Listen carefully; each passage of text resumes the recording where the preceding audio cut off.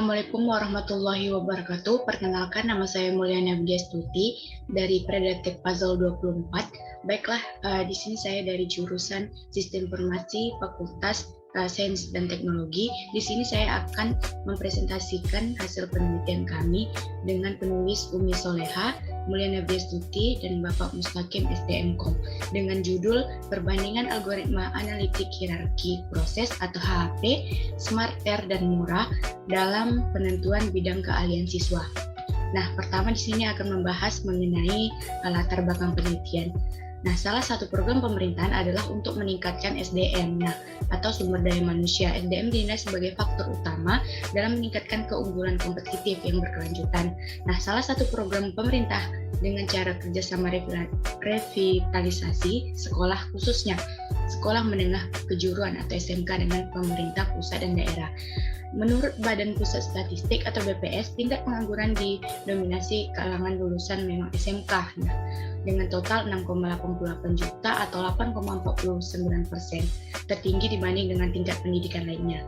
Nah, tingginya tingkat pengangguran disebabkan penempatan jurusan yang tidak sesuai dengan minat siswa, dan itu mengakibatkan hilangnya minat dan menurunnya prestasi siswa, sehingga lulusan ini akan sulit diserap oleh industri.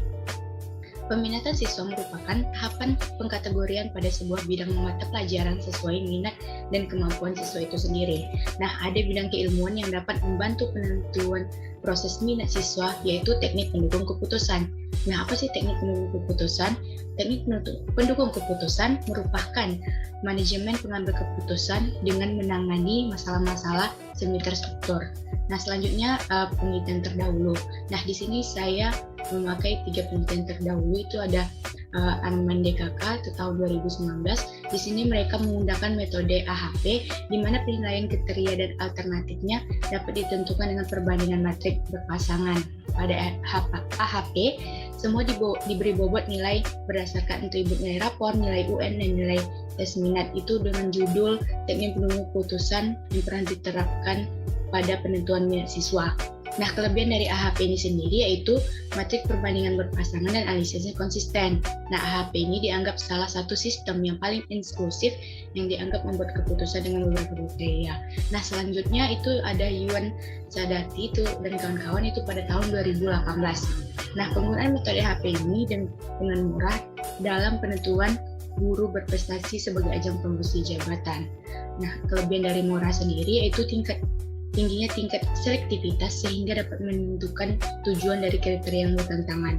Dan yang ketiga ada Julia Purnama Sari dan kawan-kawan itu pada tahun 2018.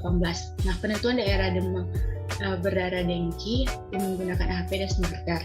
Itu kelebihan SmartCare dengan teknik ROC adalah saat melakukan proses pembuatan kriteria sehingga konsistensi jarak antar kriteria dapat dijaga. Nah, selanjutnya tujuan penelitian ini. Nah, tujuan penelitian ini adalah melakukan perbandingan untuk menentukan mana metode pengambilan keputusan yang terbaik antara metode AHP, SmartCare, dan Mora dalam penentuan minat siswa. Selanjutnya itu metode penelitian. Nah, metode penelitian ini pertama dimulai mengenai studi literatur, selanjutnya dilakukan pengumpulan data.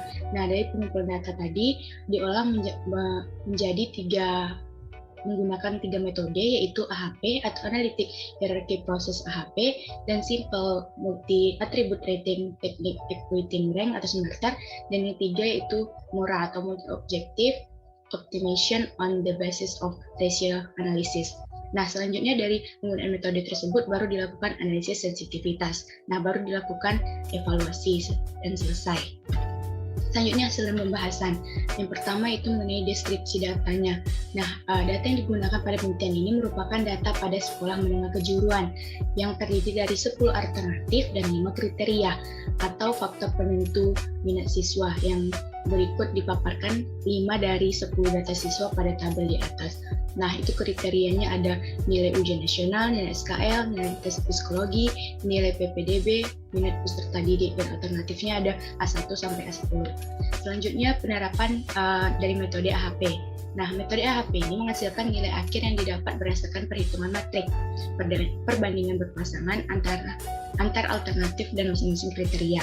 Selanjutnya dilakukanlah perhitungan weight sum factor atau WSF dan menghitung konsisten vektor atau CV.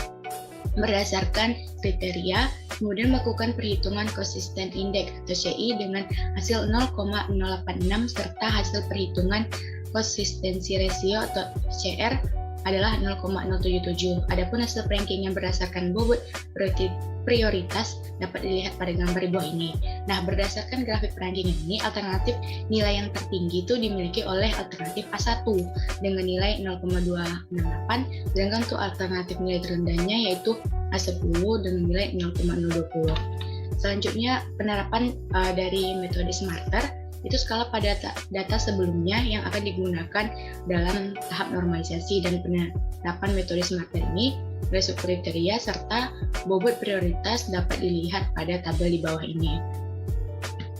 Nah, selanjutnya adapun tahap selanjutnya itu transformasi alternatif berdasarkan nilai ROC atau Rank Order Centroid pada subkriteria. Kemudian dilanjutkan dengan perhitungan nilai utility pada kriterianya, dan berikut ini hasil dari penjumlahan nilai utility dari masing-masing alternatif.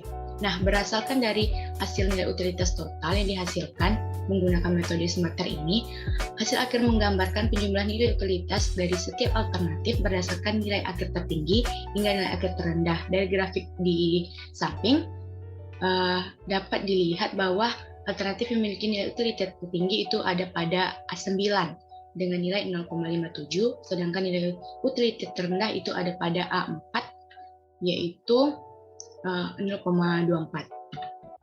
Nah, selanjutnya penerapan metode murah. Nah, adapun skala data yang digunakan pada tahap normalisasi dan proses penerapan metode ini, bobot atau prioritas serta jenis pada kriteria dapat dilihat pada tabel di bawah ini. Nah, setelah dilakukan transformasi pada data sebelum tadi, kemudian perhitungan matrik keputusan serta normalisasi matrik dengan membuat kriteria, dan kemudian hitung nilai optimasi dengan menjumlahkan nilai maksimal pada setiap alternatifnya dan mengurangi nilai minimal atau cost pada setiap alternatifnya. Dan hasil rankingannya dapat dilihat pada gambar bawah ini. Dan berdasarkan hasil rankingannya, pada grafik di samping, alternatif yang memiliki nilai optimasi tertinggi itu ada pada A4. A4 yaitu 0,331 dan yang paling rendah yaitu A1 0,283. Selanjutnya itu menghitung analisis sensitivitasnya. Nah, dalam mengukur keakuratan hasil rankingan dilakukanlah dengan melakukan uji sensitivitas, yaitu dengan melakukan pengurangan terhadap nilai alternatif pertama dan alternatif kedua. Selanjutnya membagi nilai alternatif pertama dengan jumlah seluruh nilai alternatif yang ada, serta membagi dua hasil dari penjumlahan nilai alternatif pertama dan kedua. Adapun hasil uji sensitivitas dapat dilihat pada gambar di bawah ini. Nah, berdasarkan grafik di samping, ujian sensitivitas terendahnya ada sensitivitas 1 yaitu murah dengan nilai 0,033, sedangkan sensitivitas yang tertinggi yaitu sensitivitas 2 pada AHP, Smarter dan murah dengan nilai 0,100, dan pada sensitivitas ketiga itu nilai sensitivitas terendahnya terdapat pada metode AHP yaitu 0,87, sedangkan yang tertinggi adalah Smarter dengan nilai 0,328. Dengan begitu, AHP ini merupakan metode terbaik karena terdapat dua nilai di bawah 0,1 atau minimal dari 3 uji sensitivitas yang ada.